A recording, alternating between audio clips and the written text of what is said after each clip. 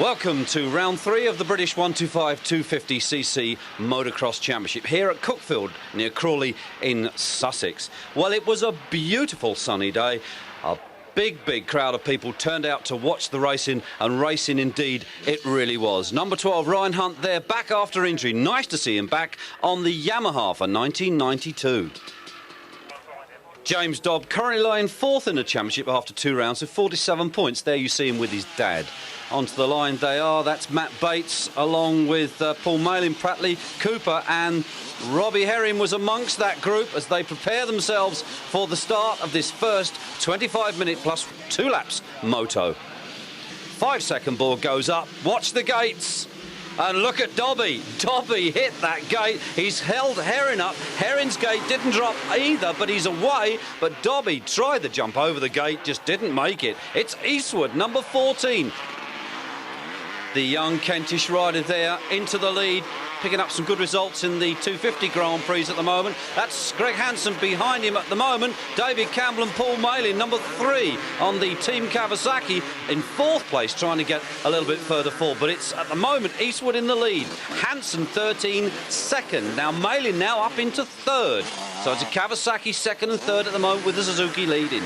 Campbell now into 4th as the rest of the pack come through. There's Herring. Now he must be in about 6th position. That's not bad from dead last.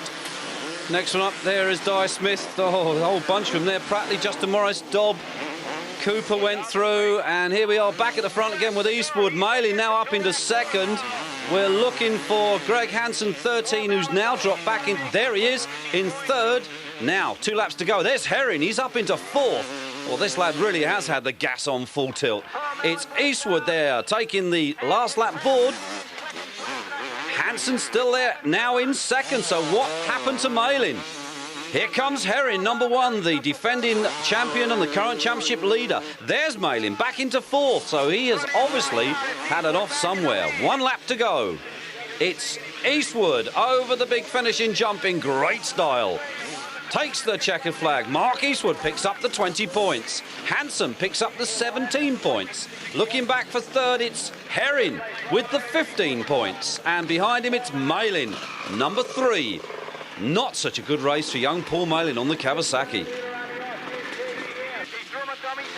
Well, as the rest of the riders came in and finished that race, we prepared ourselves for Heat 2. Official starter there in his box. They line up ready for that gate to drop. The gate does indeed go down. Up the straight they go into that first right-hand corner. The dust begins to rise and we have a problem. That's Ashley Kane and another rider who we can't identify at the moment. Seemed to have got himself a little bit tangled up with the bike, but out came the red flags. The race was stopped and they were sent back to the line to prepare themselves for the restart of Heat 2. That's Harvey Beltram, Robbie Herring's mechanic there, keeping the sun off Robbie, and James Dobbs found an alternative way to exercise himself whilst waiting for the start or the restart of that second race. 5-second board, Eastwood on the inside there, Prattley beside him, up the start hill they go yet again. Let's hope this time it's a clean one around that corner, and into the lead goes Dobb, number 4. On the Kawasaki, it's Malin, number 3 behind him. Then it's Hansen and Herring, number 1, the defending champion. Oh, Greg Hansen's having a tremendous ride. But at the moment, it's Dobb, number 4, who leads from Herring, now 2nd. Looking back for Malin, he was there. There indeed he is, number 3. Malin, the 2 Kawasaki riders, but it's now Herring that leads. Robbie Herring increasing his lead now in the 250 British Championship. Coming home there very convincingly with 20 points in 1st place. 2nd place then went to number 4, James Dobb. That's his racing done for today. Herring will go back to the paddock and get his 125 out ready for the next 2 races.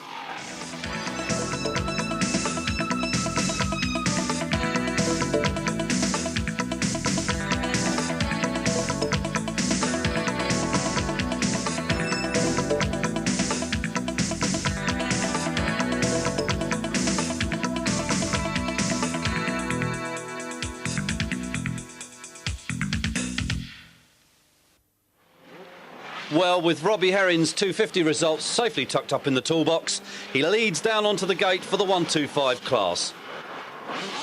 The rest of the riders find their way into their respective starting position. There's Paul Malin, number 3. Herrin there, just one rider between them. Craig Prattley there as well with Matt Gordon, 18 and 19. The 30-second board goes up for the start of this first 25-minute plus 2 laps 125 British Championship race. And, well, all sorts of problems there. Gates dropping, Gates not dropping. Second start, they stopped the race, took them back to the start again, and let's this time get it clean. And they do. Here they come. 8th-leader machines. Well, it looks like Malin that got the whole shot until he crashed. Well, short-lived at the front for Paul Malin, but Herrin was there in second place, waiting to take up that position, and indeed, that's where he stayed. Robbie Herrin, the defending 125 British champion. Paul Malin, the early race leader, dropping back now into second place with Matt Gordon, number 19, on the Castrol Honda, there in third position. Well, that's how things mainly stayed for the remainder of the race until this happened. Herrin had built up such a lead in the race, he was able to throw the bike on the floor, pick it up, yet still get off on that very near last lap to stay where he was before. Malin still there in second place. Now, Paul Malin, the former 500 Grand Prix rider, showing his worth on the 125 at last. But it's Herrin that took the checkered flag and the 20 points. Malin, who closed down on him, took the 17 points, shrugs his shoulder and says, well, that's good enough. And it was Matt Gordon, number 19, who took the third position on the Castrol Honda. So Castrol Honda's first and third. Race 2. 5-second board, the gate will drop, it does. Matt Gordon there on the inside. They're going for it up the hill. But it's a pair of youngsters at the moment. It's number 60, Ricky Priest, with 59, Kelly Swanson, climbing all over that Craigley Heath Kawasaki. But 2 former schoolboys from last year. Herrin is there right behind them, so they best look out. But they're having their own little tussle at the moment. Look at these two. Priest it is. Now Herrin up into second. Swanson now into third. Well, that's very creditable for him. After all, he does have the current British champion there now in front of him. But it's Herrin currently leading. The question now is who's going to finish second and third. Well, it was Robbie Herrin that went on to take the 20 points and the win. 2 out of 2 from Herrin. Swanson, 17, number 59, in second place. Good ride from the youngster. And in third came number 60, the young Craigley Heath Kawasaki rider, Ricky Priest. Well, the crowds really did enjoy themselves here today. It was a lovely day, great racing, and I'm sure they all went home well pleased. But the question now hangs in the air. Will this be the last time that we see British motocross racing here at Cookfield? Because in the background, you can see the beginnings of the new golf course. The question now is if the golf course is more successful than the motocross, we could very well see that this motocross circuit is doomed for the future. It would be a shame because it's a great track, a lot of hard work's gone into it, and everybody's enjoyed being here. Certainly us. We'll see you soon.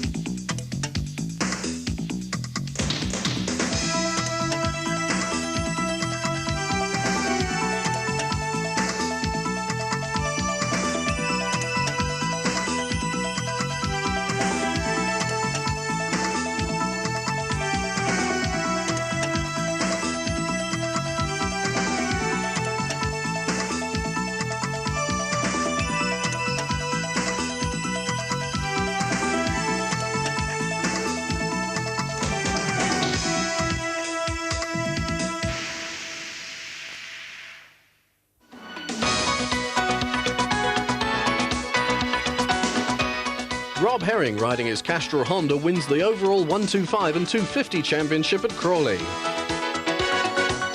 He now leads both championships. Honda, winner of more world titles in recent years than any other manufacturer. Honda, race bred.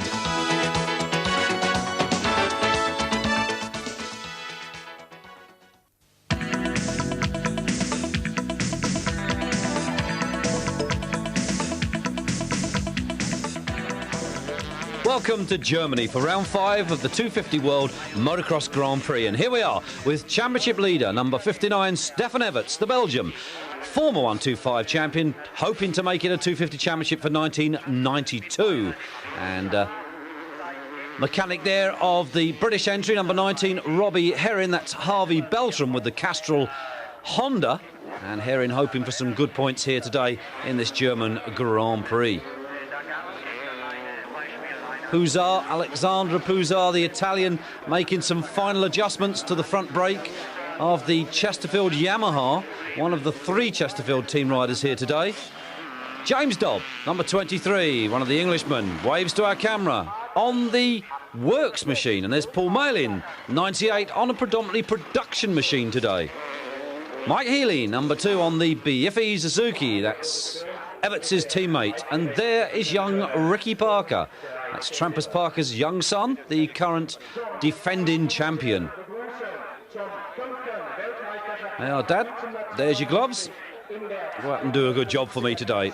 Trampus Parker waiting for the start. Michele Fanton here straps up his helmet. James Dobb in deep concentration for the start of the first moto. Very serious look on his face. There's Everts, waiting to the last possible moment to pull on the helmet. It's quite warm here at the moment. Marnik Bevorts there, the Johnson-sponsored runner. And number 4, the Swede, Paddy Johansson, coming down onto the line.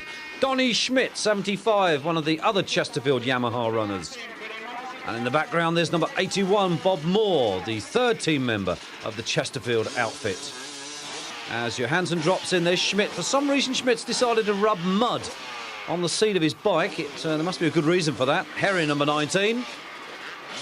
Side Herrin, there's Parker dropping the bike in, the Honda. Schmidt, Dobb coming along in the foreground. Everts there. Well, he's facing the wrong way. I hope someone tells him that he's supposed to turn round as we wait for the official starter to put up the 30-second board. The riders making their final preparations before that board goes up. There it is. Now the 5-second board. Bikes in gear, clutches in. They wait for the gate to drop. And it will do any moment, and it does. Here they go, Heat 1. Round 5 of the 250 World Motocross Championship. Into that first corner they come. The question now is, who will it be that emerges from the dust? It's Schmidt. Team Chesterfield Yamaha in the lead. Donny Schmidt, the American. Looking back for second place, man. Oh, it's a long, long way back at the moment. Baderman, number 18, and Bob Moore there is 3rd. And yeah, well, that's Dobby. He's there in 6th at the moment. James Dobb, the Englishman. Puzar's just gone through, so the rest of the pack beginning to pick their way through.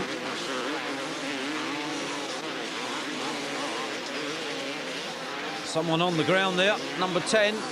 It's Michele Fanton. Not such a good start, and there's Herrin way down the pack. He won't be happy with that as they get away in this first heat. And Everts cruising in. Stefan Everts has been off at the start of that race at the first corner. Everts went down with a very big bump. Schmidt leading 75 on the 250 Chesterfield Yamaha and looking good at the moment, looking maybe to pick up another hat-trick of wins. Schmidt away and around under no threat whatsoever for anyone behind him. He really does have a big lead, around 10 seconds at the moment. Down the humps and bumps he goes. A lot of criticism of the track from Schmidt.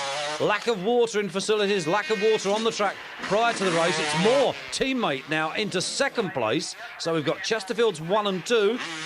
Kelly Rinaldi will be well happy with this situation at the moment. Looking back for 3rd, that looked like Monet. And that's Dobb in 4th, 23. And, well, I couldn't quite pick up that rider, but there's Johansson, number 4, going through. So he's picking up places. There's Puzar, the 3rd member of the Chesterfield squad. He's got a lot to do if he wants to get in those top 3. But it was Schmidt that led. We're looking through the charge at the moment from 98, Paul Malin. He's got the gas on the back of that production Kawasaki, but Schmidt, it is the race leader. Well, he's looking very happy at the moment. Big gap between himself and fellow teammate number 81, Bob Moore, who should still be back there in second place. And there he is with those hand guards. He's protecting that right hand. He broke a finger on that right hand. Last week in practice, Bader Monet there, and that's Dobby, and he's got Bavorts climbing all over him. So Dobb on the factory Kawasaki. There's Johansson, number 4. He's behind Bavort, so we should see a challenge there between those two. There's Pouzar, number 3. He's not had the best of starts. Healy beginning to make up ground through the pack. And Healy really is making up ground. Look at him go. The young Californian Mike Healy riding number 2. Herring beginning to pick his way through the dust. So far, at the moment, it's this man that leads, number 75, Donny Schmidt, the American, looking very, very much an invincible rider here today. This is Moto 1. Schmidt then leads. We look back for second place man. It should and indeed still is number 81, Bob Moore, the most likeable young man that I've ever met. Third place, now this is a big question. Who indeed will it be in third? Because there was a whole gaggle of riders. There's Monet, number 18, he's still there. Well, I can see Dobbs in there as well. Oh, Johansson's there, Bavort's there, Dobb losing a place. Here comes Pouzar, number 3. Well, if Pouzar can get up into third, that'll be a Chesterfield clean sweep. There's Parker. He's not having the best of times at the moment. But it's this young man, Donny Schmidt, who at the moment is looking very comfortable at the front and indeed looks to be taking that first place and those 20 points. Sound of the Hooters as he comes through, second place man, fellow teammate Moore, number 81 on, well, literally an identical machine. Monet still there in third. Look at the crowd cheering on Pouzar. Come on, they say. You can do it. Well, there's Dobb now behind Pouzar. 23, the Englishman, former 125 and 250 British champion. But behind him somewhere is Robbie Herring, the current British and 250 champion. There is Schmidt still at the front. No one seems to catch him, and no one did indeed catch him because he won. Moore it was who stayed there in second. Now, who indeed was it in third? It was a Yamaha, but it was Johansson, Petty Johansson, number 4, that came through. Bavorts came through, and here comes Pouzar. Didn't make it, but a great ride anyway from a poor start. That was James Dobb just came through. That's 7th position, 9 points for him. Here's Edwin Everton, number 8. Behind him at the moment is Healy. He's picking up 5 points in 11th. And we're looking out for the Brit. There's Robbie Herring there, 14th place, and just the 2 points. Well, here we are, back on the start gate, along with Bader Monet, Bob Moore's machine. There's Robbie Herring's bike. And here's Donny Schmidt, about to demonstrate the art of horticulture on the start line of a motocross Grand Prix. Now, very pretty, Donny. Where are you going to plant the flowers? That's what we're all beginning to wonder. And he's filling in the ruts. The idea of this is so that the back wheel doesn't dig in too deep. Michele Fanton there, looking very relaxed, chewing on his straw. And that's for Alexander Pouzar, hoping for a better start in this second heat. Such a good start in the first one. Team Green chief there, Alec Wright, with James Dobb and Paul Malin discussing obvious tactics into the first corner. That's Robbie Herring. Now, you can see that there's water dripping from Robbie Herring's radiator, and they're already on the start line, which means they can't remove the bike to repair it. They don't have the time, so Harvey will top up the radiator and keep their fingers crossed it'll make it through the race. Bavort's there. Schmidt, Petty Johansson, Pouzar, number 3. Coming onto the line. Not overly happy with this position. Green flag then to the riders from the starter. Heat 2 on the line and ready to go. Here they come down that hill towards our cameraman. He's a brave lad today. Into that first right-hand corner. It looks, well, we've got a couple on the floor. One of those is a Suzuki, one of them is a Kawasaki, and that looks like one of the Yamahas. That is Everts. He is having an awful time. Stefan Everts on the floor yet again for the second time today. Well, he's back on his feet. Let's hope that that's nothing more than just a bit of bruising. But we'll give you an update during the race as we get it. But it's Schmidt that took the Chesterfield Yamaha to the front yet again. It was Pouzar on another Chesterfield that held on to second place. Then behind those, it was Dobby. Then it's Herring in fourth. The two British riders. There's Parker going through. There's Healy. Johansson, Bevorts is there. There's Gazarat. Peter Ivan on the Kawasaki. Hunt, the British rider. Fanton is there. So is Diamond. Dietmar Lacker going through. And that's Eastwood. There's young Mark Eastwood. But we're back with the leader once again. Donny Schmidt really is flying that Chesterfield Yamaha over those jumps.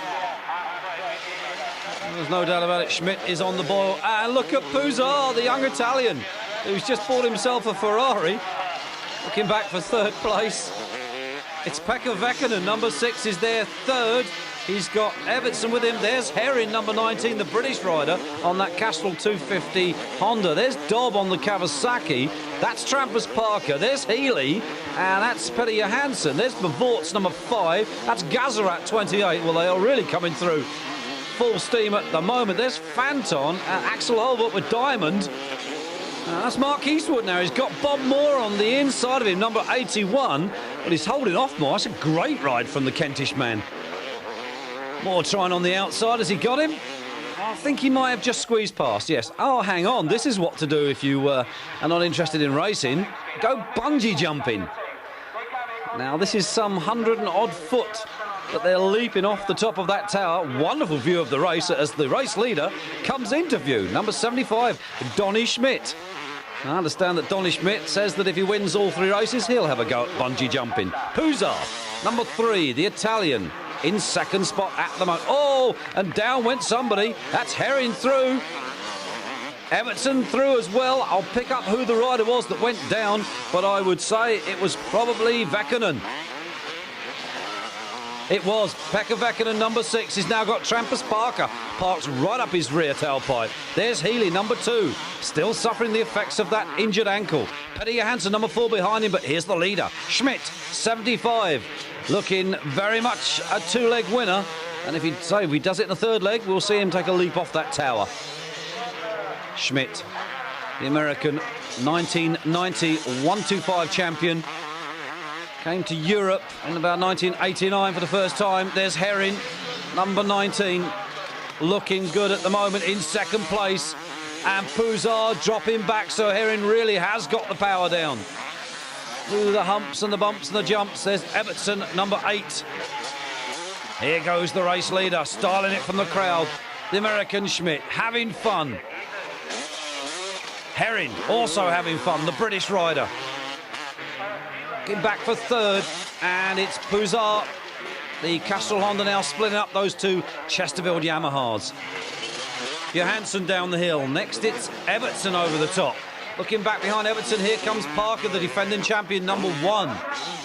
And the checkered flag goes out, and a big wheelie for the race winner, number 75, Donny Schmidt. Home in second, and with that radiator obviously holding out, number 19, Robbie Herring.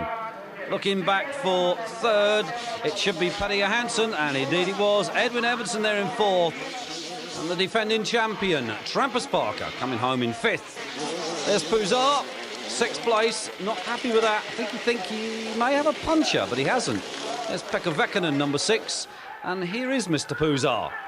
Not looking a happy Puzar at all at the moment as he goes down onto the start area. Trampus Parker comes down for a chat with Julian Dobb, James Dobb's older brother and mechanic. And there Mr. Puzar sits, wondering, well, what should I do to win the last race? Can I stop my fellow teammate Donny Schmidt from making it 3 out of 3 or not? Well, deep thought as his helmet falls over the back. There is Spider-Man Herring, there is Puzar, Johansson, Schmidt, Parker. They all drop in on the gate. 5-second board goes up. The crowd are looking on. Who's it going to be that gets out there first? Here they come. Heat 3. Enter that corner. Oh, this is a brave camera shot, this is. Around that right-hander. Well, it looks to be okay so far, but it's Schmidt, the American. He's out there again. What is he running this bike on? It must be rocket fuel. 75, Donny Schmidt leads for the 3rd time today. Looking back for 2nd place, Bader-Manet. There it's Bevorts, number 5, Monique Bevorts. in third. Looking back behind them, and it's Herring, the British rider. Robbie Herring in fourth. Much better gate for him today. As the rest goes, Healy, they're coming through. Evertson was amongst that group. There's Puzar. He's behind Johansson, but it's Schmidt that's at the front. Looking very unassailable at the moment with his main contender, Stefan Everts, now out with a confirmed ruptured spleen and a couple of busted ribs. So that's a great deal of bad luck for him. Monet in second, number 18. Looking back for third, it's still Bavorts. Herring is still there in fourth. Behind Herring, well, we're not sure because there was a whole bunch of riders that came through earlier. But here he is in fifth. It's Paul Malin, number 98, Team Kawasaki. Having a much better ride here at the moment. Healy, number 2. That's Peter Ivan, Puzar, more with a better start. Vekkanen is in there. Johan, Gunnard, Fanton coming through. Number 10, DeWitt behind him. Here comes Paul Cooper. Axel Holbert is there, and so is Edwin Evertson, recovering after a little bit of a big get-off just before then. But we're back with the leader, Donny Schmidt. Like we said, the bad news is that on young Everts, quite seriously injured as Monet went through. There's Bavorts, number 5, settling into third place at the moment. Herring settling to fourth. Herring will be much happy with his starts. Malin there behind him in fifth. This will keep team boss Alec Wright a little happier. There's Puzar. And there's Moore. Now, Moore had a much better start this time. Healy, Johansson, they are really charging through at the moment. Fanton, number 10 there. And that's young Paul Cooper. First year at Grand Prix level, the South African. Schmidt going through the leader, onto his last lap. Second and third, it's still Monet and Bavorts chasing each other like a pair of rabbits. Herring sitting there in fourth. No real danger for being caught. Checkered flag then, and very nearly over the back of the bike for Schmidt. 3 in a row, it's 60 points. Second then for Bader Monet. Third for Monique Bavorts. And fourth, it should be number 19, the British rider Robbie Herring. Well, everybody looks on, and you'll know the reason why a little later. Herring comes in then in fourth. And a battle on here. Well, did Puzar get it or didn't he get it? I'll give you the results afterwards. Cooper coming through, 95. Well, he's in the points. He'll be happy with that. And the riders making their way back to the paddock area. Here's Donny Schmidt. Takes the winning laurels. 3 out of 3 for Schmidt. He really is a champion to be. And when you consider that his main rival, young Everts, is now out and confirmed, taken to hospital with a ruptured spleen and a couple of badly broken ribs, really you think that's Stefan's chances of the 250 crown well and truly gone down the plug hole. He'll miss the next round in Great Britain, he'll miss the round in Ireland, and when you miss those couple of rounds at this class of racing, you've got no real chance of coming back. But nevertheless, I'm sure Donny Schmidt will take the championship in great style, and he really is looking every bit of champion at the moment. Monique Bavorts climbs up there with a kiss of the young ladies.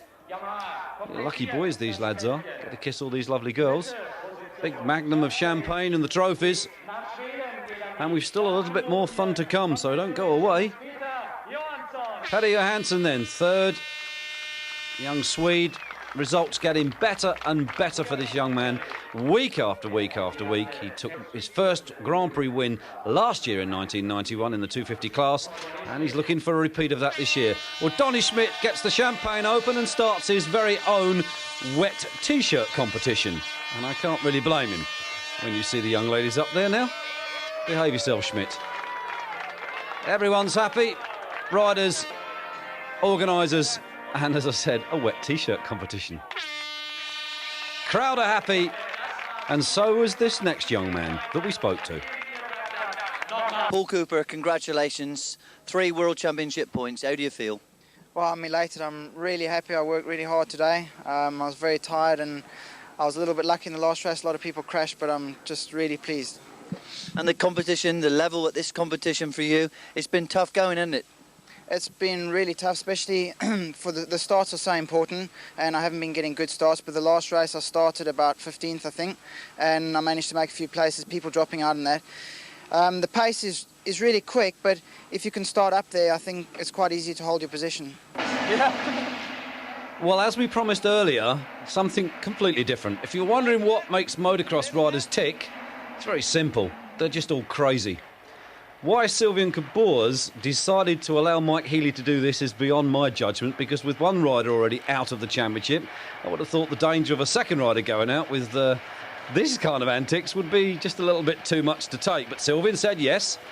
Okay, stop now. Just like a true American, Mike Healy makes his way up to the top of that crane. That's over 100 foot.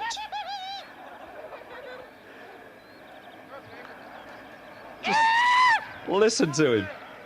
Oh, fuck! Only an American can do something like this. Bungee jumping from the top of a crane.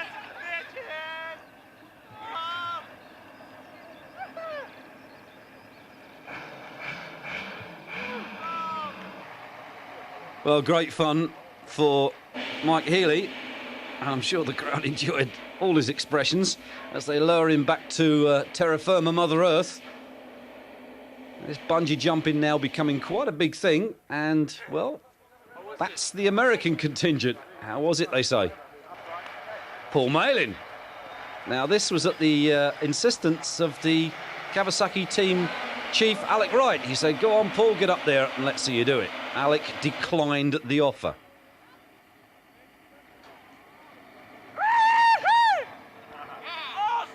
And the amazing thing is that Malin managed to retain his hat. Well, I'm sure what it was glued on with, but it stayed there nevertheless. Amazing. It's over 100 and something foot tall, that is. And you just allow yourself to fall out of the cradle. Amazing. Very good. Amazing. Good luck you didn't get killed, man. I will. And to finish off, Harvey Beltram's brother. This is Felix Beltram. Goes up to take a jump. Nice knowing you. To the encouragement of the crowd, there's Trampus Parker's young son, Ricky, looking on, probably thinking, I'd like to have a go at that, Dad. Here he comes.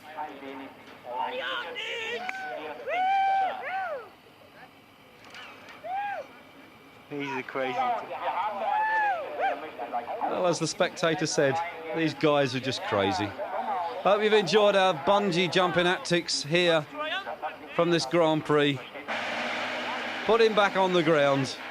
And what's he got to say? Awesome. You even get to see the start of the motocross. Whoa.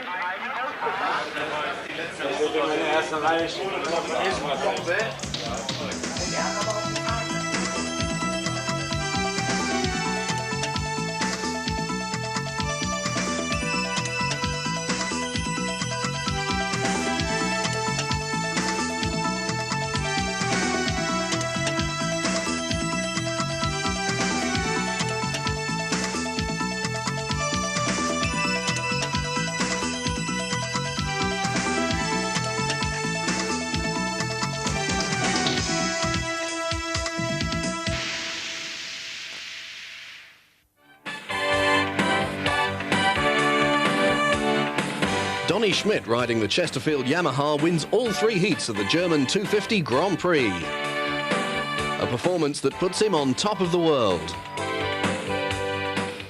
Damon Bradshaw leads the American Supercross Series. The new 93 Yamahas will be available soon. Don't miss out. Join the winning team. Yamaha, a breed apart.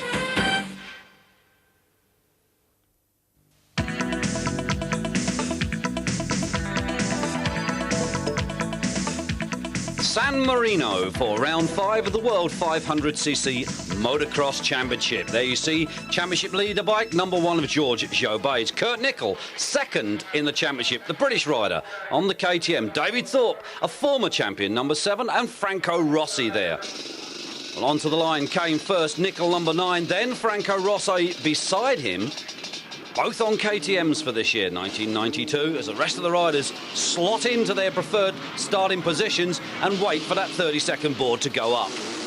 It does. The gate drops, and here they come for the first leg of this three-leg, 25 minutes of moto plus 2 laps. And into the lead, it looked like number 12, Jeremy Watley, the British rider. But it's all sorts of mayhem here on the first corner. Down goes number 5, Billy Lyles, the Action Workshop rider, along with fellow teammate Warren Edwards, the British rider, number 55. Into the lead goes number 9. It's Kurt Nickel on the KTM. Second place man, that's Jeremy Watley, number 12. Then it's number 16, Mervyn Anstey. Behind Anstey, it's number 2, Martins. Then it was Salzer and Thorpe. Number 7 was there as well. Well, Nickel's just gone through. So was Watley, but we're back with Nickel again at the front. He really is beginning to establish himself once again as a major contender. There's Martin's number 2 on the 4-stroke Husqvarna. Listen to that bike just roar. The mellow bellow of the 4-stroke machines. Behind those group, there was Salzer Rossi. Thorpe is there, number 7. You see him going through. Whole batch of riders behind that group with mud splattered all over their number plates. Can't see them at the moment as to who they are. 103, well, I'm not sure who that was. But it's Nickel again back at the front, very determined. It was halfway through the season last year that he broke his leg and lost that World Championship. Martin's going through. There's Rossi, 82, beginning to close down on Watley. So we should have a battle there. Thorpe, 7, still in there and going well. But it's Nickel. He is determined to take this World 500cc motocross crown this year for 1992. As he said, lost it last year when he broke his leg halfway through the season. Rossi, 82, the Italian. Behind Rossi there, it looked very much like Watley still as the rest of the pack. They come screaming through. Very, very sticky, muddy conditions. It was so bad here on Saturday, the time training day, that it had to be postponed till 6 o'clock in the evening because nobody could get around the track. You couldn't even stand up on it. Second place man, still there, Martin's number 2. There's Rossi. He's in 3rd on the 500 KTM. So it's KTM 1st and 3rd at the moment. Rossi, to the applause of the local crowd. Look at him. There's Partisan for you. Nickel at the front, number 9. Trying to get his British Championship back again. He's currently leading the British Open Class Championship, but is here at the moment today with determined efforts to get back the World Championship, the one that so far he's never won. Bridesmaid twice, never a winner. Could this be Nickel's year? And there's George Obey. Well, he's the defending champion. He's come here today, currently in the lead, but riding, as we hear, with a broken arm. Whether or not that's just a little bit of killology, as Billy Lyles said, if he thinks we believe him, he should see a head doctor and not a medical doctor.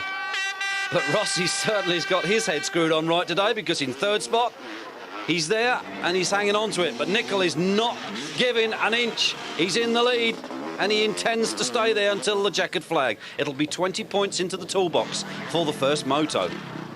Martins, changing from KTMs in 1991 to the 4-stroke Husqvarna for 92, and he really is waving the 4-stroke flag here today. Rossi still 3rd, 82.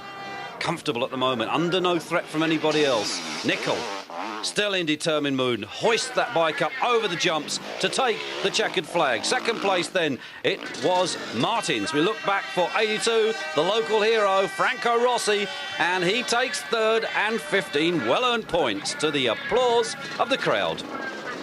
Well, there is young Franco Rossi. Well, not so young, but young in my eyes anyway. Getting a bit of attention, a little bit of a wipe down there. And there you are, top 3, Nickel it is. Martins and Rossi, 1, 2 and 3, as we join the riders once again back on the start gate for Heat 2. And they prepare themselves, make those last final adjustments. 5-second board is spun around. That gate will drop and away they'll go. 40, 500cc motocross madmen up into that first corner. Here they come. Will everybody get safely around this time? I certainly hope for Billy Lyles' sake they do. He's having no luck at all at the moment. A lot of banging and buffeting going on, but they're all through, and it's Jobey, Watley, Rossi, Pinotti. He's there as well. Gherkins is there. Nickel is amongst that batch. There's Pinotti just gone through. There's Gherkins. There's Nickel Anstey. Lyles has got a good start this time. Boonen is there. Nielsen. There's Thorpe, number 7, going through. They pick it up again. It's still Jobé, the defending champion at the moment, that's leading. Rossi, it's 82 up in the second. Watley, the Brit, there in third. Then it's Pinotti, Gherkins, Nicol is there. Anstey is there. Lyles with a good start is there. Jobé still at the front. Rossi still second. Watley still third. And it's still Jobé. It's still Rossi. There's nothing between these three. It's Watley, number 12, the British rider. He's the best Brit so far at the moment. But we're looking back for Nicol. Where is Kurt Nicol, winner of the first race? Rossi has got the lead. What has happened to George Jobé? Watley then will move up into second. And as we speak, here comes Nicol up into third. One or two riders coming through. To the Italian riders, to the cheers of the local crowd. Obviously very partisan to their riders, you can only expect it. But it's Rossi, 82 at the moment. He is receiving the applause of the locals. We're looking back for second place man. Will it still be? And it is number 12, Jeremy Watley. Well, the battle is on now. Martins is up amongst there with Nicol. Well, this really is something. You don't quite know who's going to be where next lap around. Very, very sticky conditions. There's Rossi, 82. He's still there in the lead, looking at 20 points to go with that first race 15. There's Watley, there's Lyles, now up into third. Now, we still don't know what happened to Jobé. Dropped from first to somewhere. Obviously, parted company with the bike. There he is. He's back into fourth. So Jobé still on the points trail. Well, Rossi, Jobé, how do you do that? He went over the jump, came down side saddle and still managed to get back on the bike. You can see the rear fender flapping around. That's obviously an indication of a getting off somewhere on the track. Rossi, it is, that's still in the lead, looking at that points maximum. Let's look back for second place. Just look at that. Hoists at 500 up. There's Nicol, now up into second position. He's looking at 17 points. Whoa, we did say it was slippery. Back end of the bike steps right out. Hoisted up over the tabletop, a little bit short. Then it's Lyles, number 5. We're looking back for Watley on cue, and there he is, the British rider, number 12. And David Thorpe, number 7, well, not the Thorpe that we're used to seeing. He's had a terrible season so far this year. Does not seem to be able to get on the pace on the Cinti Honda. A few more of the Italian riders coming through to the cheers of the local crowd, number 79 there. But we're looking back once again for Franco Rossi, number 82, the leader of the race, and here he comes. Listen to the crowd get behind him.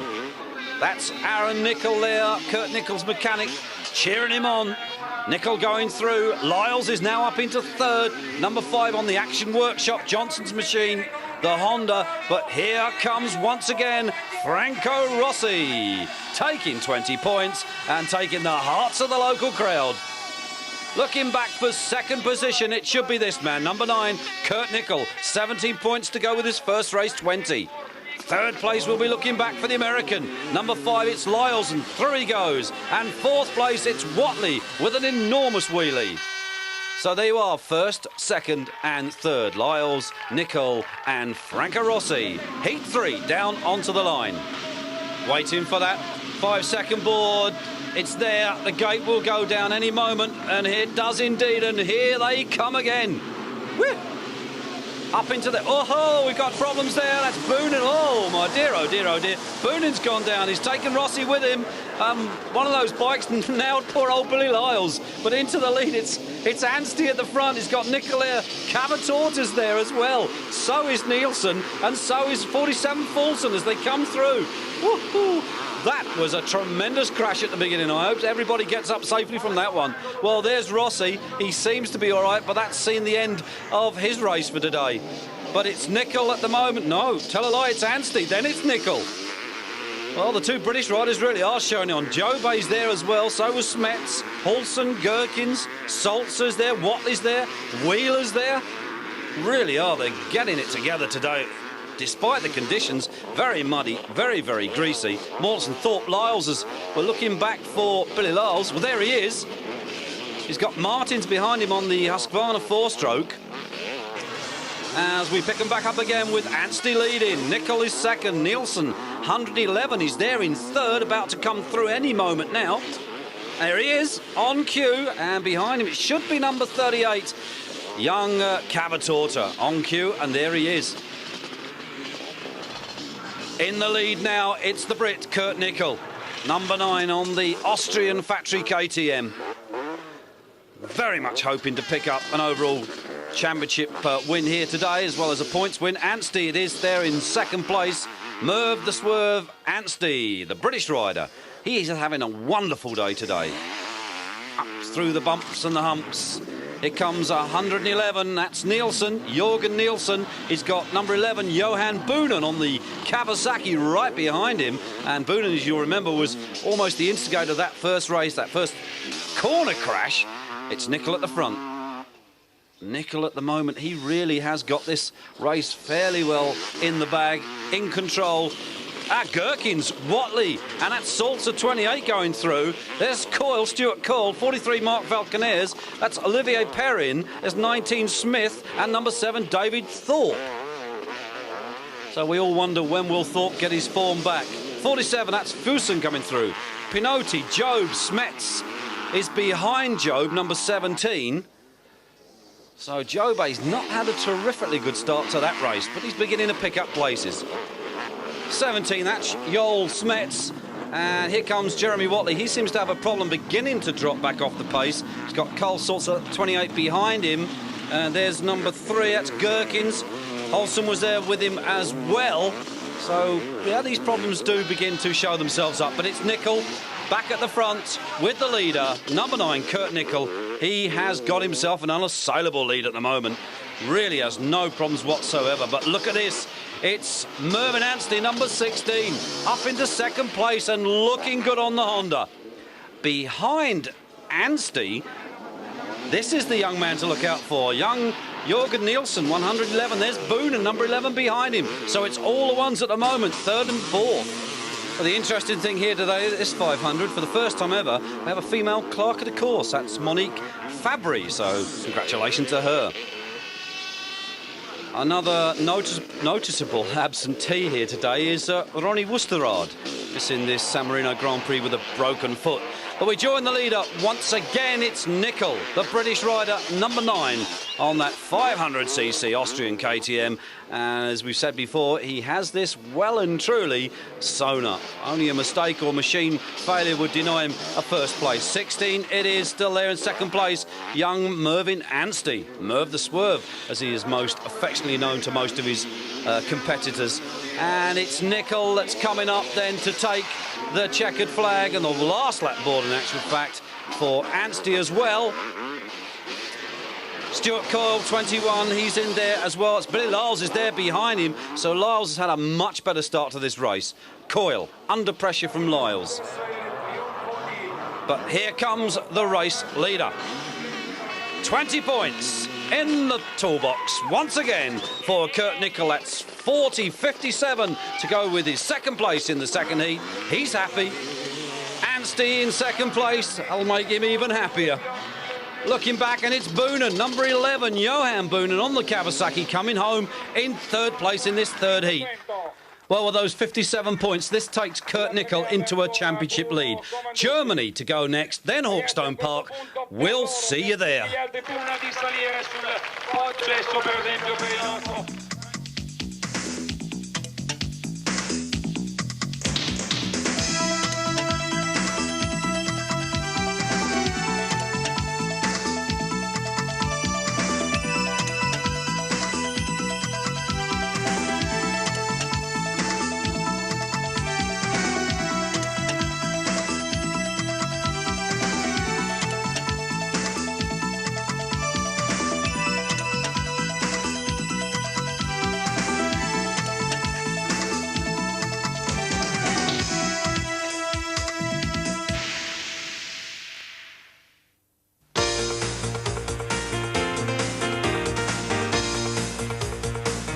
Kurt Nickel wins the San Marino 500 Grand Prix, riding the Austrian KTM to lead the World 500 Motocross Championship.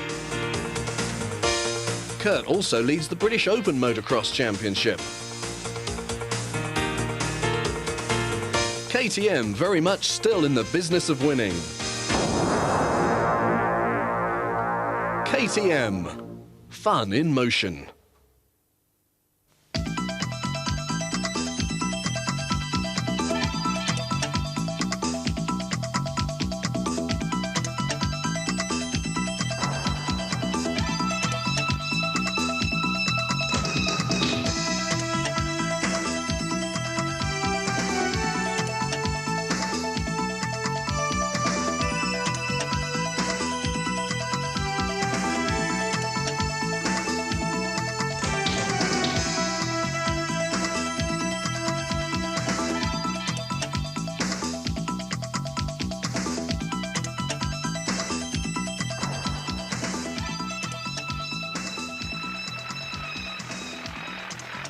Well, welcome to Hungary for round 7 of the 8th leader, the 125 World Motocross Championship. And what about this for an aerial view of a Grand Prix paddock?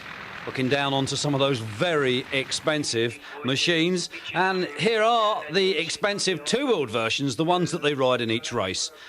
125cc, they're single-cylindered, liquid-cooled machines. There is the third-place man in the championship, the South African, number 10, Greg Albertine, carrying out just a little bit of gardening work there on the start to make sure that he gets a good hook-up off the start with the back wheel. That's Davy Strybus there, who, as you can see, has got a cut above his eye. He actually picked that up whilst playing on his mountain bike at home. That was silly boy. Well, it's Strybus, number 65, coming up onto the line to join number 5, 11, 10 there, Albertine. That's Carlson, number 11, and number 5 is, of course, Andrei Bartolini, brother of Walter Bartolini, who is also in this 125 series for this year. They're sitting there on the line, waiting for the 30-second board to go up, and then we'll get this first heat of this Hungarian 125 Grand Prix underway. They're under the 5-second board. The gate will drop any second now, and up that hill they're charging. Here they come. Who's it going to be that hits the front first? Screaming through. Down goes 144. That's Danny Thibers. 101. Chiodi is amongst that as well. There he is, 144. Chiodi, there's Chiodi. Well, he's receiving a little bit of attention, so obviously this is his race run. It's Di Maria that's got the front. Tractor's there behind him. Voland there. Third. Fourth is Bartolini. Manucci is there. Strybus is also there. And, well, what can you say? Back at the front there again. The rest of them all amongst the dust and the dirt. A lot of water been put down onto the track, as you can see, to cut back on the dust problems that we seem to have suffered, as always, this year with the hot weather. But it's Di Maria that leads. Pedro, tractor number 3 there, second. Voland is behind him in third still. And still in fourth place, it's number 5, Andrei Bartolini. Great ride from him so far. So it's Di Maria, the Frenchman, number 4 on the Suzuki. Gets the power down. Tractor's still there behind him. So is Voland is up now. Bartolini's still there. Manucci coming through. John van der Berg's moving up. Here comes the Japanese rider, Takagi. He goes through as well. As Snellinen, Carlson is also there, number 11. But it's back with Di Maria at the front. The young Frenchman really has the gas wound fully on this small 125 bike. Listen to it purr along the track. Tractor chasing, being urged on. So is Voland and so is Bartolini. But Di Maria, off that big downhill jump he goes. Voland has moved up. Talon Voland deposes to Tractor down to third. So that puts him in the second. Tractor still there in third. Bartolini's still there in fourth. There he goes. Screams through. We're looking back for John van der Berg. He was there as well. But we're back at the front once again with Di Maria. There's Voland, 115, the American. Here comes Pedro, Tractor. He's got Bartolini, number 5, right up his rear exhaust. Could see a place change there before much longer. John van der Berg going through. There's Carlson just gone through. Here comes Albertine. Not a good race for Greg at the moment, the young South African. Manucci should be next man over the big jump. Whoa, just look at them lads fly. No need for a pilot's licence around here. That's the Swede Snellinen. Bolle is right behind him. the young French star, the up-and-coming lad. Here's a British rider, this 94, Kelly Swanson. And this is Yves Desmarais, the early race leader. He's down and he's injured. Crashed out coming down one of the big downhill jumps, and that's handed the lead to Talon Volan, number 115. There he goes. Here comes Bartolini, now up into second. Tractor is there. John van der Burt moving up. There's Carlson coming through. Albertine is beginning to catch Carlson. Oh, Albertine certainly needs to get the gas on if he wants to hoist himself a little further off that third-place position in the championship standing so far. There's Desmarais looking a little battered and bruised and very unhappy with himself, but that was a hell of a crash on the downhill section. So it's Talon Volan coming through to take the checkered flag and 20 points. So Volan on the overall for this one, 20 points. Bartolini and John van der Burt finishing in third. Great ride from Andre Bartolini. He will be happy. Well, Desmarais patched up again, back on his bike for the start of Moto 2. And the question now is, will he be able to get out there off the start, and will he be able to keep going? Well, that's one of our young British hopes, Nathan Shelton, number 96, and a French young hope there. That's Frédéric Bollet, number 17. Albertine drops into the gate, along with the injured Desmarais. And John van der Burt, 92, drops in beside those two. Desmarais must be feeling pretty shaken up. There's Volan, first race winner under 115. So they come under the 30-second board as the last rider drops in onto the starting gate, making those last final adjustments, checking that the fuel is on. Here they go, 5-second board. Gate will drop any second now, and it does, and here they go. Up that start straight for the second time today. Looks like John van der Burt that's got the lead through the dust. It is Berkey, 92, leading at the moment. He's got Bartolini 5 behind him. Stryber, 65, is there. Swanson, great start for Swanson. Pedro Tractor, Volan is there. Tagi's there, and Bira is there, number 9, as they hurtle across the jumps. And it's sad news for the French fans, because Desmarais looks of his, call it a day, I suppose, and that's about enough for him. The reports are that he's actually suffering with a couple of broken ribs, so I'm not surprised. John van der Burt out in front at the moment. Bartolini up into second. Strivers is behind him, looking for Volan. He's now up into fourth. Swanson is still there. Beer is there. Charles Sweeby and Tractor has started to drop back. Well, that's Andre Castinger. The first aid there is broken his wrist. Well, never mind, because we're back at the front with Berkey, Bartolini, waiting for Strybus, who was there in third. That's Volan now in fourth. Swanson is there in fifth. Bira. Sweeby's there. Tractor's there. Chiodi's there. Oh dear. Albertine, number 10, coming back from a very bad start. Manucci was there as well, but we're back with John van der Burt at the front. In control, he's still got Andre Bartolini, number 5, chasing him in second place. And if Bartolini can stay there, that's going to be 34 points in the bag at the moment. Volan there in third. Strybus is behind him. Vera with that distinctive fluorescent shirt was there. Swanson and Sweeby both there as well. Back there with John van der Burt at the front. Bartolini closing on him. Volan in third, looking for 15 points at the moment. Now Albertine is on the move, and there he is, up now into fourth position. So Davy Strybus, well, things not going quite the way they were planned. He's back in fifth. And behind him at the moment, it should be championship leader number 3, Pedro Tractor, and it is. There's Chiodi, 101. Better second race for Chiodi. Over the top of the jump they go. That's John van der Burt that leads. Bartolini closing on him all the time. Can he catch him before the checkered flag? John van der Burt going through to take that checkered flag. And Bartolini should still be there in second place. Well, there is Andre Bartolini, 34 points, 2 second places. He'll be happy with that. And the man that chased him home in third was this man, Talon Volan, the American, with 15 points. Race 3, waiting to come up onto the line. And there the crowds enjoying every moment of this 125 Grand Prix. Sun-soaked Hungarian track. Everybody very, very happy. Riders ready. Oh, we've got a problem there. Only half the start gate appears to have dropped. So I suggest that we're going to see a red flag any moment now. Well, there are the marshals waving frantically. That'll have to be a restart. Well, there's the red flag, minus the stave that it should be attached to. Well, marshals waving frantically to the riders that got off the gate to inform them that they've got to find their way back there as quickly as possible.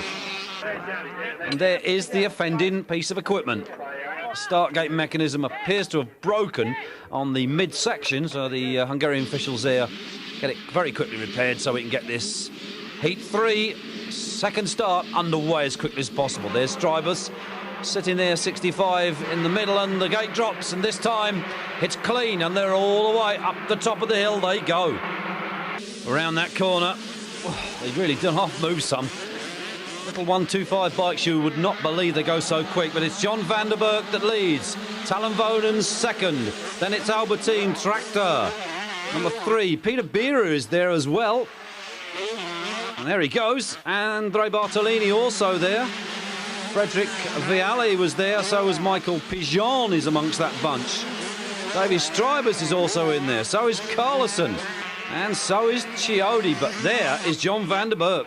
Leading towards the checkered flag and another race win.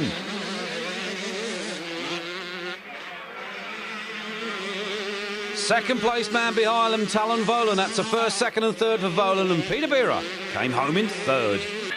Well, that was a great day's racing from Hungary here. Join us for round 8 in Czechoslovakia.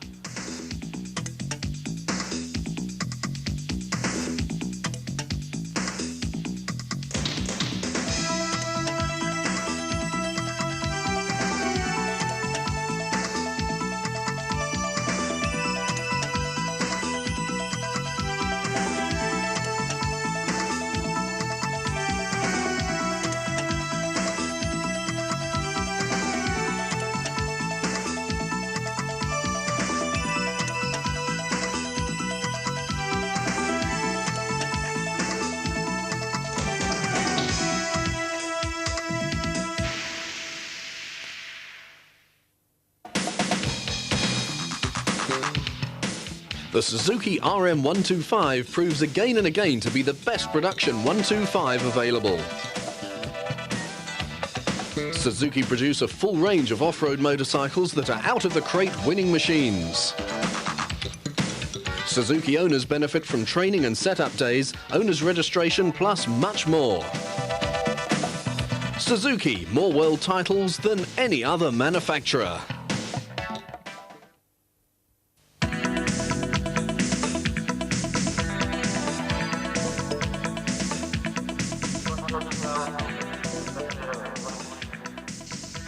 Here we are in Czechoslovakia for round 8 of the World 125 Motocross Championship. Well, around 4,000 or so spectators turned up to watch the 125 racing. There's the Parc Fermé with the bikes all put in there ready to go out onto the line for the first heat. And Greg Albertine, their number 10, currently moved up to second in the standings behind Pedro Tractor, hoping for a good day here in this Checo Grand Prix. That's Davy Strybus, now third in the championship, dropped down from second to third after round 7. And there is the current race leader, Pedro Tractor, the Chesterfield man, preparing his start area so that he gets a good hook up off the gate. Gate drops, and there they go. Did Tractor get a good hook or not? Up into that first corner they come. Absolutely flying. Visibility just a little bit. We've got one on the floor there. That's 22, Thierry Godefroy. He's down in the first corner, and that's put play to any. Well, he throws his hands up in despair, but it's Albertine, number 10, that's got the lead at the moment. It's number 12, Remy Van Wies, second. Number 4, back from injury, Demarie, Strybus, Sweeby, Carlson's there, and so is Bartolini. But back at the front with Albertine, looking to help his cause at getting to the front of the championship. Van Ries, second. Third is Demarie.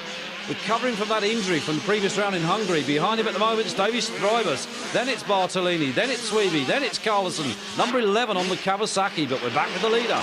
Albertine it is, looking very comfortable to the cheers of the crowd. Van Ries is still there behind him, number 12 on the Quacker. Behind him in third, it should still be Demarie, number 4, the Frenchman, and indeed it is. Then it's Strybus, then it's Bartolini, and Carlson, he's still there, hanging on to that position, and Charles Swieby, number 14, stays on his tail. But it's Albertine at the front at the moment, under no challenge whatsoever from second place man, which is still number 12, Remy Van Ries. Albertine going for gold and going for 20 points. There's Van Ries, but it's Albertine that took the win. Second place chased him all the way home, Remy Van Ries, number 12 on the Kawasaki, and as they were before, in third place, French Suzuki mounted, number 4, Yves Demarie. Well, race 2 on the line, under the 5-second board. Here they are. Byra there in the middle, number 9. There's Carlson, number 11. Gate drops. Here they come. 40 1/8 litre machines roar up that start straight and into that first right-hand corner. As we said before, visibility not overly perfect here, but it's Demarie that got the lead. Strybus, Tractor's there, Volan's there. Albertine, he's there at the moment in 5th.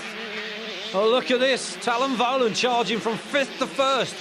Puts Demarie down into 2nd. Albertine now up into 3rd place. Strybus is there behind him, and so is Charles Swieby. But it's Talon Volan, the American 104 on the Suzuki at the moment, that's leading. From the Frenchman, Demarie. Then it's Albertine. Then it's Strybus and Swieby, number 14 on the Honda going through. As you can see, dust. Major problem here at the moment, but it's Voland. Albertine's now up into 2nd. Strybus is there behind him in 3rd. Looking back for Demarie now. No sign of him. Well, here he is on cue. That's Van Ries behind him and Swieby, and here's Peter Byra. Number 9 on with that distinctive fluorescent shirt. You spot him just about anywhere around the track. Here's Albertine to take the checkered flag and the 20 points. Strybus, number 65, came through to finish 2nd. Byra, a superb ride, coming through to finish 3rd. And behind Byra, then it was Volan who made a mistake. Then it's Demarie and Van Ries. But 20 points in the toolbox for this young man. Greg Albertine, number 10, on the Von Bockhoven Honda. He's happy, that's for sure. Heat 3 on the line. Gate drops. Here they come. Screaming up into that first set of corners. This is where everything goes on. Ooh, around they come. That's Swieby coming through the fence, and Swieby and Volan had a big coming together, and that's Talon Volan limping away after that incident. Luckily enough, neither of them more seriously injured. Well, Pedro Tractor's got a problem here with the bike. Apparently the wire has come off the ignition unit. Just fell off the ignition unit or something. Well, it won't go, so that means he's not going to finish the race. But the man that did was this man, number 10, Greg Albertine. 3 wins in a row, first time ever done at any Grand Prix by one rider. Bartolini it was. Andre Bartolini, number 5, came home 2nd, and he'll be happy with those 17 points. And in 3rd position, it was number 65, and that's Davy Strybus with those 15 points.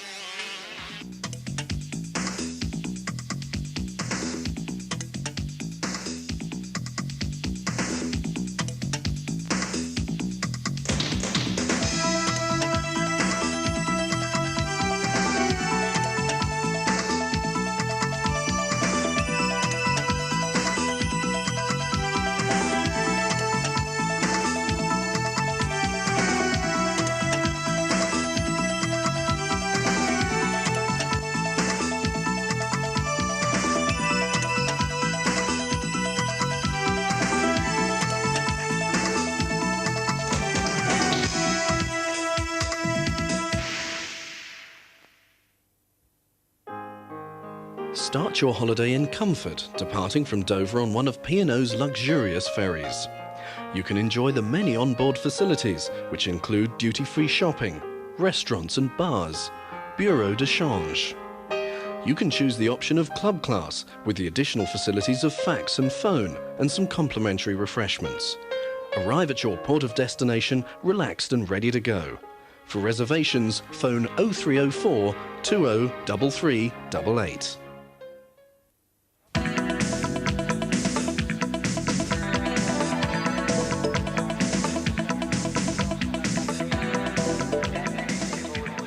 Welcome to Fox Hills Motor Park for round 6 of the World 250 Motocross Grand Prix. First ever Grand Prix here at Fox Hills, and I'm sure the club have done an excellent job to prepare the circuit. These are the riders, the top contenders. They're the defending champion, Trampas Parker. Robbie Herring, all hopes of a success lay on his shoulders today with the 20,000 or so British fans. Paul Malin there talking to Mickey Diamond, the American.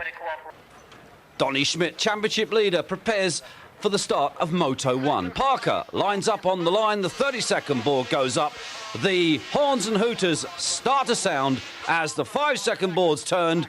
Any moment now that gate will drop to herald Heat 1 of this 92 British 250 Grand Prix. And it's Paul Malin, the Team Kawasaki rider, that took the whole shot.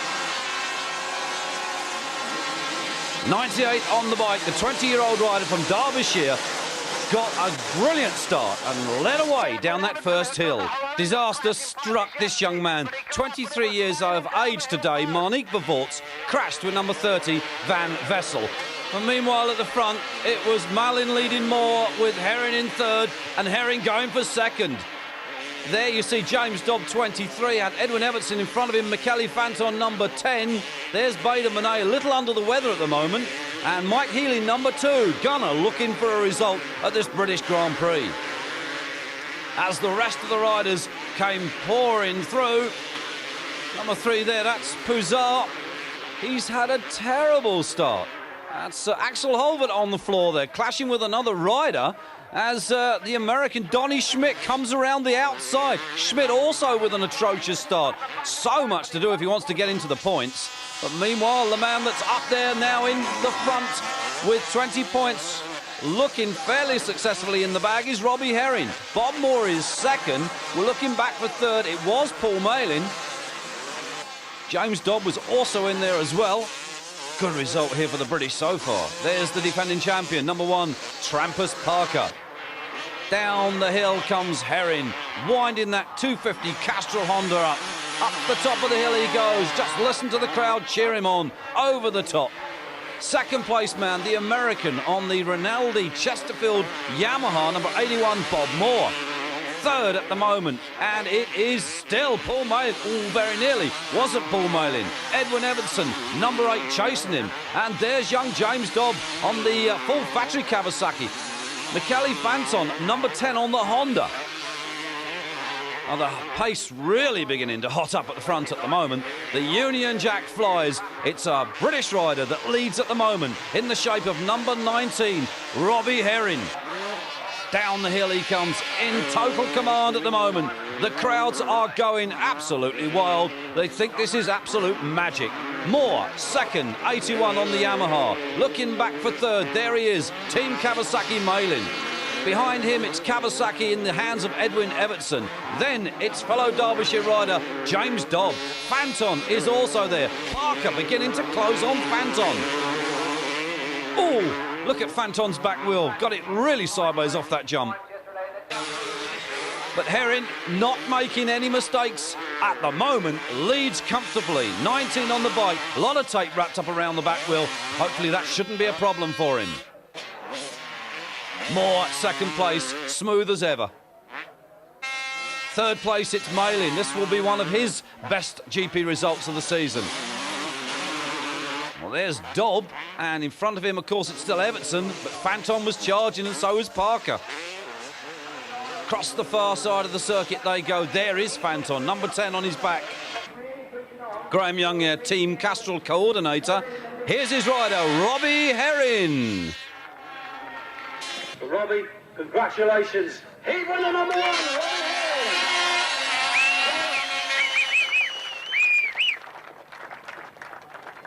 Herring. Second last week in Germany, you didn't know you was second, you thought you was 4th or 5th. Did you know you was winning today? I knew I was in front, you know.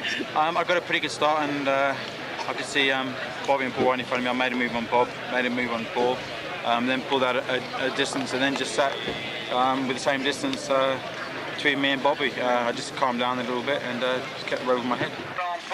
Well, there's James Dobbs, 7th in the first moto. Bob Moore there, 2nd. Donny Schmidt finished 16th in the end and out of the points. Robbie Herring there, number 19, the winner of that first moto leg. Mickey Diamond, 17. Michele Fanton's machine, number 10 there, as the 32nd board goes up. And we wait for the start of Heat 2. Here they come. Looks clean so far. 40 riders down into that left-hand corner. They drop into the dip, up over the rise, and around the sharp left-hander at the top, which is usually quite sticky and quite gluey. Normally we get a ride or two go down there, but it's the Chesterfield Yamaha men, Schmidt and Moore, that have got the jump on the rest. Out into the lead, the two white bikes go. Up over the jump for the first time. Into the valley, out of our view, but you can hear the spectators beginning to cheer. For the tabletop for the first time. This is the big one. It's Moore at the moment, and Schmidt still behind him. So Bob Moore, 2nd in that first outing, 17 points, looking for 20 in this one. Still at the front, Bob Moore, number 81, the American. Schmidt, his teammate behind him, a fellow American. As the rest of the bunch begin to sort themselves out, there's Paul Malin and James Dobb. Edwin Everson was amongst that group.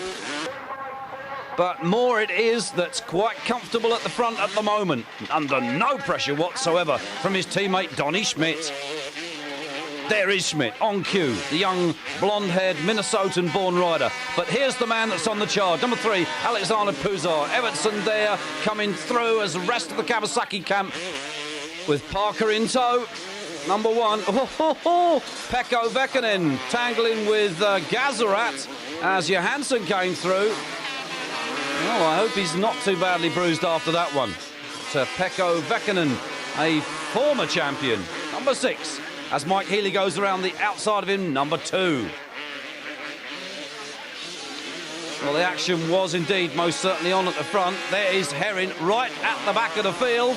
And that was the moment when Robbie Herring's race ended. That hit against that other bike broke off his gear shift, and Herring had to pull out when the bike was stuck in 2nd gear. So it would have been a DNF then for Robbie Herring, but at the front, no chance of a DNF from this rider. Number 81, Bob Moore, looking good for the first place and those 20 points. Moore, convincing at the moment at the front. 2nd place man should still be Donny Schmidt, but Moore it is that commands from the front. Changing last year from KTM's to this year's Yamaha, the Chesterfield squad. Bobby Moore, former 2 times runner-up in the 125 Championship, changes to 250s, and luck indeed changes with him. He takes heat win 2. Schmidt home in 2nd, 17 points, first score of the day. Parker came home in 3rd. And 4th, first British rider, James Dobb, number 23, on the Kawasaki. Puzar came home behind him in 5th.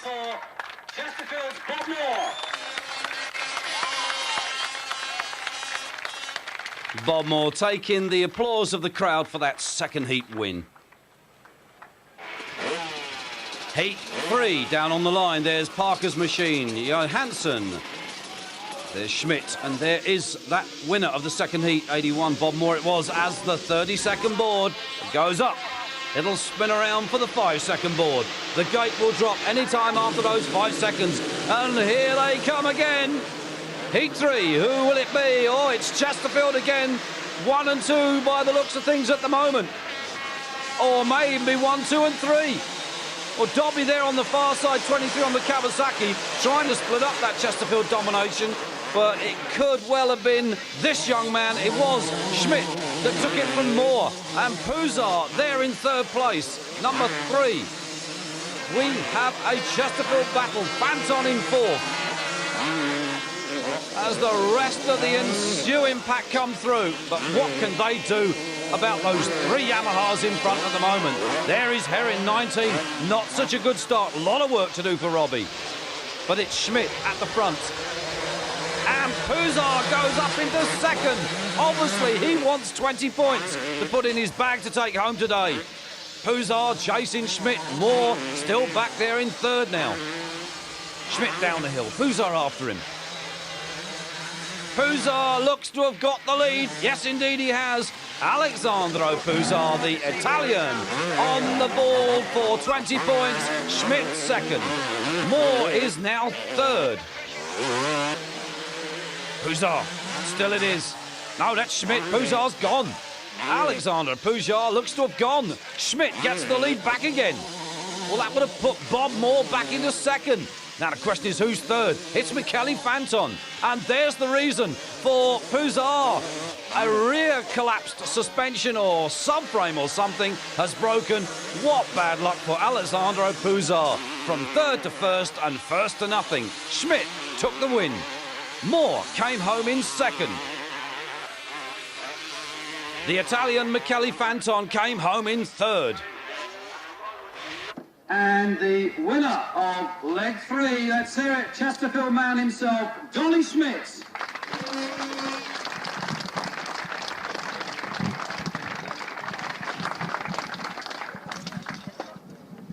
1, 2 and 3, Michele Fanton, Bob Moore, Donny Schmidt, top 3, leg 3 of the 250 British Championship Grand Prix. Donny Schmidt there, signing autographs for his fans. They'll be keepsakes. And first overall with 54 points, the boy that has entertained us all today, Chesterfield Yamaha, here he is, Bob Moore!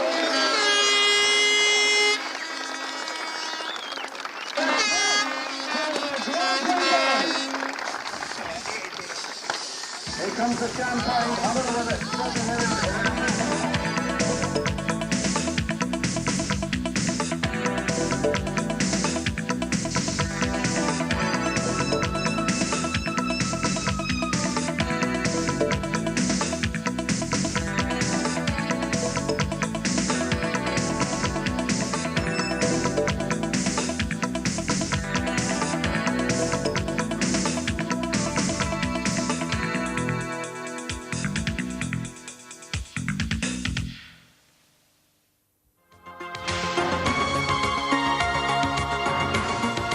Buy a new Kawasaki in the month of July and enjoy riding your new machine with Grand Prix stars Paul Mallin and Jamie Dobb.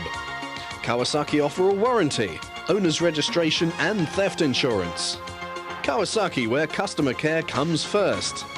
For the latest hot tips from the factory on your 1992 KX, ring the Team Green hotline on 0628 85 1000 and speak to Maria.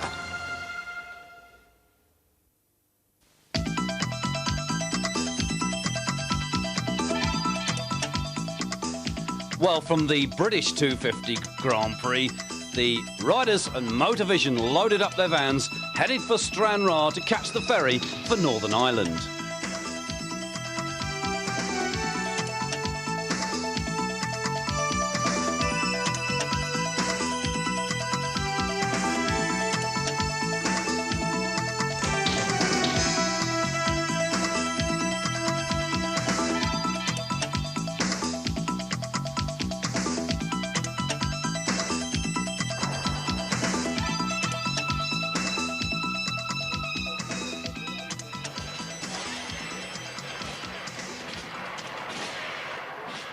Welcome to Killinchy, Northern Ireland, for round 7 of the World 250 Motocross Championship. Last minute adjustments there to Robbie Herring's bike. Herring hoping to have a good outing here today. 3 motos yet to come. There the defending champion, number 1, the American Trampus Parker. 98, Paul Mallin had a good start to the Grand Prix in Britain last week. Whether that will be repeated here in Ireland today, we'll have to wait and see. The riders come under starters' orders, the green flag being shown as the riders come down onto the gate, there with Paddy Johansson, number 4, and Bob Moore beside him, as the spectators wait in anticipation for that 30-second board. And there it is. The photographers prepare themselves for the start to get those all-important photographs. 5-second board is up, the gate drops, and here they come up the hill for the start of Moto 1. all around that first right-hand corner fairly safely. It's the American Schmidt that's got the lead. Bader there in second place. Then it's Puzar. Behind Puzar, the Brit. That's Paul Cooper, number 69 on the Yamaha. And another Brit, James Dobb, behind him. Michele Fanton going through. There's Bob Moore, 81, the overall winner at the British Grand Prix. Number 2, that was Healy. Herring is in there, number 19. There was Parker, number 1, but it's Schmidt that leads. Second place, Monet, number 18. Puzar there in third. Now it's Dobby, up to fourth, number 23. They charge through. Schmidt, at the moment, holding the advantage at the front, showing no signs of backing off the pace whatsoever. The American on top form. 18, Monet, still suffering with some sort of viral infection that doctors are having a problem to diagnose and cure. But nevertheless, at the moment, he's on the gas. Moore, 81.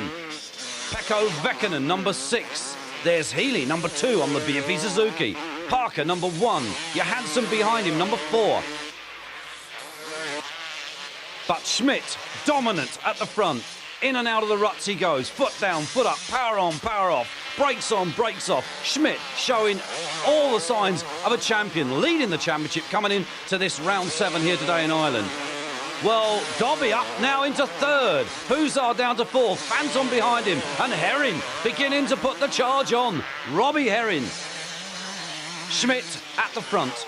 Number 75. And behind him, it's still not anymore, because it would have been Bonet, but now it's Dobb, 23. Up into second. James Dobb really going for the gas. Dobb got Puzar climbing all over him. Fanton is there as well. But here comes Herring. Fanton. Herring still unable to catch Michele Fanton in front. Schmidt at the front, under no pressure at the moment from this young man, James Dobb. Puzar still chasing Dobb. Can he catch him? Fanton. Herring behind him on the Castrol 250 Honda. As they wind the wick up around this Kalinchi track, there's Parker, number 1. He's got the Swede. Peder Johansson, number 4 on the Jan behind him. Johansson not yet to win a Grand Prix race this year. Schmidt, he's had quite a few wins, and he takes the checkered flag to make another one. And it's Dobby comes home in second and 17 points. Third it was for Puzar, the Italian. Then it was Fanton, and then it was Herring. Behind Herring comes this young man, 81, Bob Moore. And behind Moore, in 7th position, 29, Peter Ivan. That's a good ride from him. He'll be happy with those points. Then in 8th, number 4, Peder Johansson. Marnik Pavort's coming around. Well, he's a lap down, but behind him it should be Parker in 9th.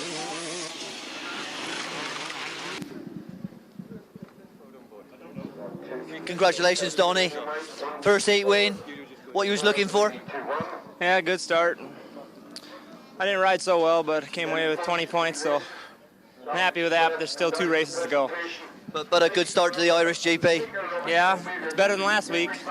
That's for sure. Yeah, I'm happy, so have to see what happens in the next heats. Congratulations. Good second place. You passed several riders to get it. How do you feel? I feel real good after about 15 minutes. I got bad arm pump up and I couldn't hold on and push out. I was wanting to at the beginning, but I managed to stay on for second. It's a good ride. Yeah, I was happy with it, so just need 2 more. Wish you luck in the next 2 motos, and hope you can get the overall. Thank you. Well, James Dobb extremely happy about that second position in the first race. Here's Robbie Herring. He had a 5th.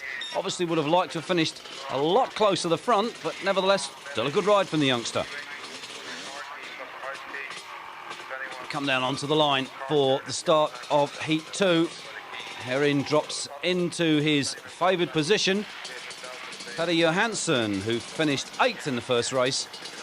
And Parker there, who finished behind him in 9th, but there was the winner, 75, Donny Schmidt. Johansson beside him. Gazarat, then it's Herring and Healy, number 2. Green flag goes up from the starter. There is Alexander Puzar's mechanic. And there is the 30-second board. 5-second board. You see the official very gingerly step sideways. Very wise move, I think, in the circumstances, because here they come up the hill. 40 speed-crazed motorcycle riders into that first right-hand corner. And out of it comes number 75, the American, Donny Schmidt, who's our second. And that was Cooper, 69 was amongst that bunch. Third place for Cooper. There is Dobby up the top of the hill. But at the moment, it's the two Chesterfield boys. Herring now up into third place. He came from nowhere, did Robbie Herring. Had the gas well and truly planted in the back wheel. There's Cooper. The South African really having a great day here. Moore, 81.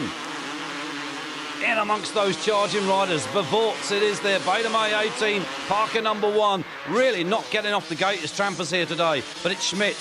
Herring. Herring looking for a race win. We know he's quick enough. Pouzard there in third. And Cooper, he really is on the gas. Fourth place at the moment.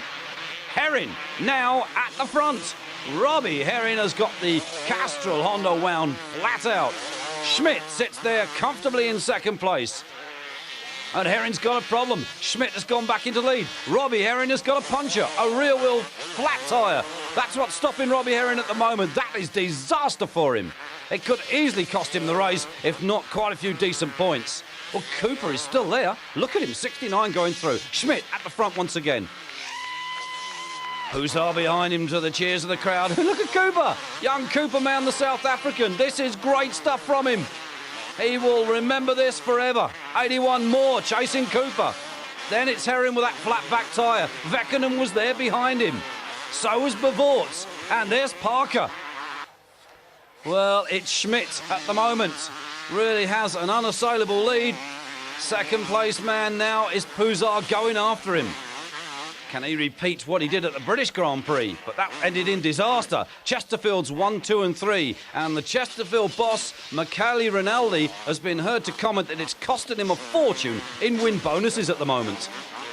Vekkanen going through. Bevorts behind him. Then it's Parker, number 1. Well, it's a win for Schmidt. It's Billy van Vessel coming home laps. Second place for Pouzard. Bob Moore there in third. Well, that's another big slice out of Michele Rinaldi's race budget. 2 on the trot. The question everybody is saying now, can it be another hat-trick of wins? Well, I'm not going to really try to make it that way, you know. It just happens that way, you know. I don't push it to the limit because I don't want to lose good points, so... Neat and tidy riding is your policy at the moment. Yeah, collect the points. Yeah, go for the start and ride. You know, like I said, I didn't push it when Herring was coming by, so he got a flat tire. So I was settling for second that race, but the luck went my way. Second heat, 40 points. Well done, Donny Schmidt. Thanks. Thank you. Michele Rinaldi, a first, second and third in that race, and now in the championship you have first, second and equal third. Everything working according to plan? No, according to plan, I don't know. I was very optimistic at the beginning of the year, but of course I couldn't expect a so good result, even because we worked so hard and at the beginning of the season, and then we had some problem, but then we fixed all things and we are very happy at this moment and satisfied. Unfortunately, on the sporting wise and way, so not all contenders are here in this moment, so we are very sorry for this, but we can do nothing. Well, Rinaldi there, of course, referring to the absence of Stefan Everts for the remainder of the championship. Paul Cooper finished in 12th after a puncher and a rear wheel breakup, and Robbie Herring had the similar fate befall him. Puncher and the rear wheel obviously began to break up after a while with the tyre being so flat. But nevertheless, Heat 3 came down onto the line, and there they go. Down that start straight for the start of this third heat. Who's it going to be that's going to emerge as leader? Round the corner, out of sight, and it's Edwin Evertson, number 8 on the Kawasaki. At the moment, he's got a Herring behind in number 19. Let's hope Robbie's tyres stay a little bit more inflated this time. Herring chasing Evertson, and there we see Petty Johansson. He's obviously got a bit of a stone in the face or something. Well, that's the end of his race. Herring it is now that's taken command at the front. The Castrol Honda rider, we all know he's got the speed, but he just does not seem to have the luck. Herring, one win at the British 250 round. Will this be his first win here today? Finished 5th in the first moto, DNF'd the second one with that puncher. But it's Herring who takes the checkered flag to the cheers of the crowd, and his own adulation, throws his hands in the air. I've done it at last. Well, 11 points from the first race, 0 from the second race, a win and 20 from the third race. 31 points, that's 173 for Robbie Herring. 5th overall now in the standings with 5 rounds yet to go. Could it be this year? It's Robbie Herring's. Rob Herring, a great win, but inside you must be gutted. I'm very disappointed today. The second race was looking really good for me, and I had a puncture and it's totally wrecked my day, but I made up for it the last race. I was very determined in the last one. I mean, a great win, but in the past we've seen so many points disappear for you. You could be there knocking on the door with the top 3. Yeah, I could be, but unfortunately, you know, I seem to have small problems all the time, and that puncture, you know, it's just one of those things. There was about 11, 12 punctures today, so it just happened to me, and I was sort of in the wrong place at the wrong time. Well, let's hope for Robbie Herring's sake that next time he'll be in the right place at the right time. And this is the place that he wants to be, number 1 on that rostrum. Paul Cooper, you've had a good day, but it could have been so much better, couldn't it? Yeah, I think it could have been a lot better. I had a lot of bad luck in the first and second races, but I was really pleased with my starts and the way I was riding. It's just a shame that things went wrong. And you've said in the past that you've been disappointed with the starts. Today you had the starts. What was going through your mind lying in 3rd place in the World 250 Championship in Heat 2? Well, it's difficult to say. It just felt like that's where I should have been, you know. All the other races I really get annoyed because I'm in the back of the pack, and it just felt so right getting a good start and being up there. And a 3rd place, or 4th anyway, looked more than possible at that time, didn't it? You had broken clear of the rest of the pack. You would probably have ended up 4th, but what a result that would have been. Yeah, that would have been fantastic. I mean, I got a little bit nervous because there was 4 laps to go and I was still in 4th, and that's when I got the puncture. So, I mean, there's nothing else can be said. I was really enjoying it. Travis Parker, it would be incorrect to say that your World Championship hopes are over, but it's now going to get more difficult. Well, I think it's just going to get a little bit funner because I have to work a little bit harder. And today you have once again ridden very well. The last race, I believe you might have twisted the knee. I don't think I twisted it. I think I just smashed it pretty good because it stayed in between the handlebars and the motorcycle when I went down, and I just happened to land on that side, so it took a pretty good hit, but I don't think I twisted it, or I don't think I really did any major damage. I'll know tomorrow because I'll be back. I have my specialist in Italy, and I'll be out of here tomorrow morning at 8, and I'll be to him tomorrow night, so I'll know something then, but I don't think it's anything major. The championship as it stands at the moment, you're now in 4th place. You are a fighter. We've seen it last year. You came back strong to do the business. How do you see the championship ahead now? Well, I start only to win, and if I don't win, I don't care whether I get 2nd or last, because for me, 2nd or 20th is the same. You know, I don't really care about getting 2nd. So it's either win or nothing, and I'm just going to hope for the win, and I'll have to push it hard as I can, even risk it a little bit more. Today I was pushing it pretty hard in the 3rd match, and I just happened to make a mistake and went down. But it's for sure not over. There's still 5 more races and 3 motos. Just hope for the best.